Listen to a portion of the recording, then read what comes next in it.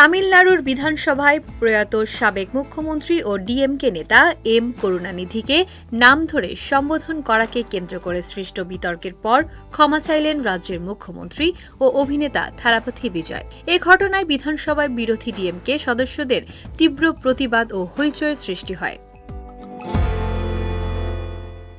ঘটনার সূত্রপাত স্বাস্থ্য ও রাজস্ব বিভাগের অনুদান দাবির ওপর আলোচনার সময়। তামিলনাড়ুর বনমন্ত্রী আর.ভি. রঞ্জিত কুমার নির্বাচনে ভোটের বিনিময়ে টাকা বিতরণ প্রথার সমালোচনা করতে গিয়ে আলোচিত তিরুমঙ্গলম ফর্মুলার প্রসঙ্গ তোলেন। তিনি দাবি করেন, অতীতের নির্বাচনে কাঞ্চিপুরাম কেন্দ্রে ভোট প্রতি ১,৫০০ রুপি পর্যন্ত বিতরণ করা হয়েছিল।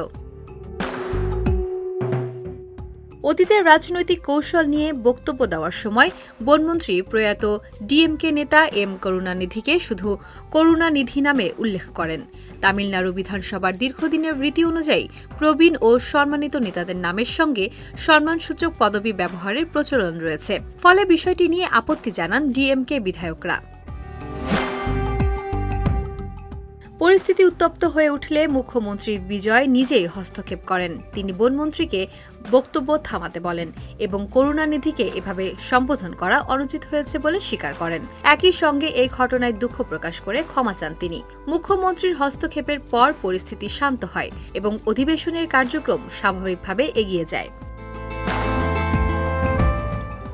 বিষয়টি নিয়ে তামিল রাজনীতিতে নতুন করে আলোচনা শুরু হয়েছে। বিশেষ করে মুখ্যমন্ত্রী হিসেবে থালাপথি বিজয়ের রাজনৈতিক আচরণ ও বিধানসভায় তার ভূমিকা নিয়ে নানা মহলে আগ্রহ তৈরি হয়েছে।